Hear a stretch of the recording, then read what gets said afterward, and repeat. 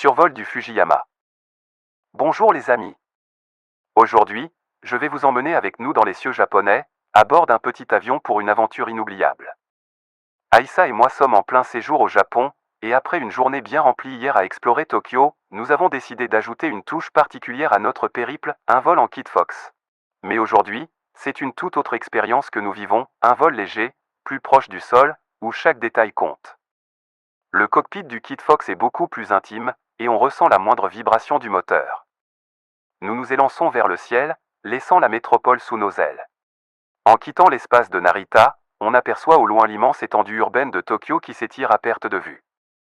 Rapidement, nous franchissons la rivière Sumida, ses eaux tranquilles reflétant les premiers rayons du jour. Juste après, la silhouette emblématique de la Tokyo Ski Tree se détache sur l'horizon. Ce gratte-ciel futuriste, haut de 634 mètres, est l'une des structures les plus reconnaissables du Japon.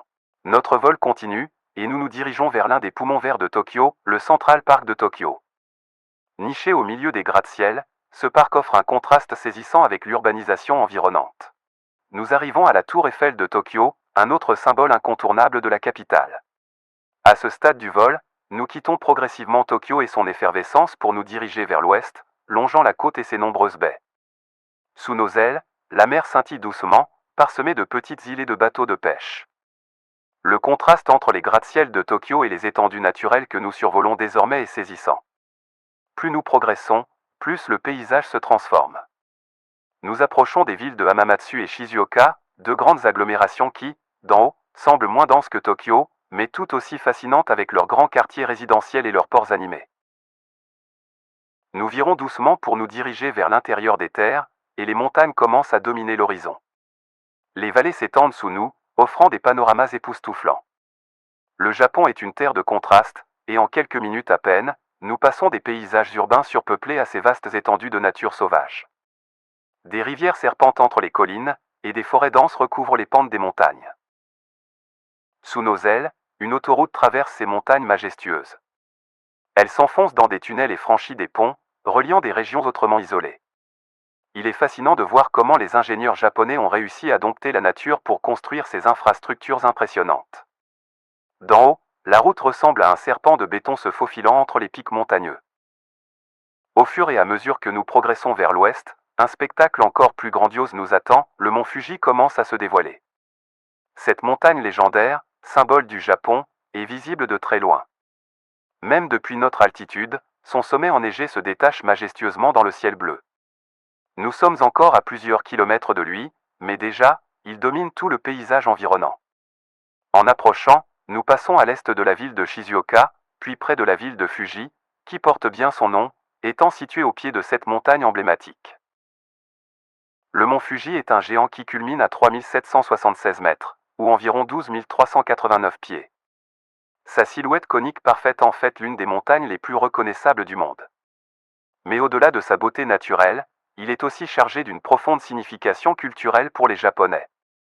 Selon une légende ancienne, le mont Fuji est habité par Konohana Sakuya-hime, la déesse des fleurs. Elle veille sur la montagne et sur ceux qui l'escaladent. Pour beaucoup, gravir le mont Fuji est une sorte de pèlerinage spirituel, une quête pour atteindre la sérénité intérieure. Nous continuons notre ascension, montant progressivement jusqu'à 16 000 pieds pour nous approcher au plus près du sommet, tout en respectant les zones interdites de survol. En nous rapprochant, nous pouvons observer les crevasses profondes qui marquent le cratère du volcan.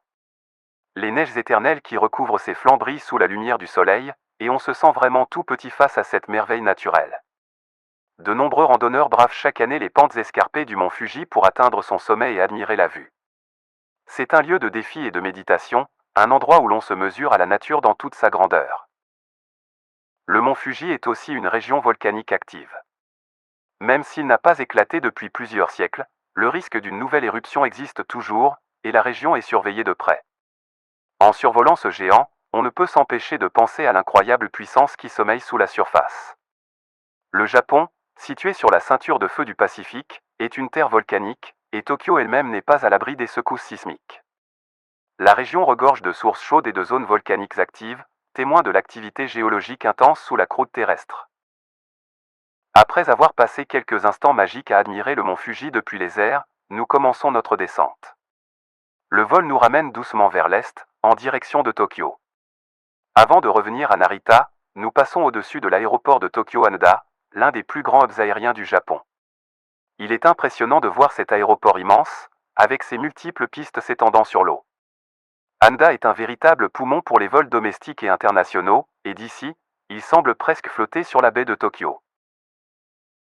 Finalement, après ce périple incroyable, nous faisons route vers Narita, cet aéroport situé à l'est de Tokyo, bien connu des voyageurs calédoniens qui y font souvent escale en route pour Paris. Narita nous apparaît comme une grande étendue, prête à nous accueillir pour conclure cette belle aventure aérienne. Le soleil, maintenant plus haut dans le ciel, éclaire la piste devant nous. Notre vol touche à sa fin, mais les souvenirs de cette exploration extraordinaire du Japon, des montagnes majestueuses du Fuji aux gratte-ciels étincelants de Tokyo, resteront gravés à jamais.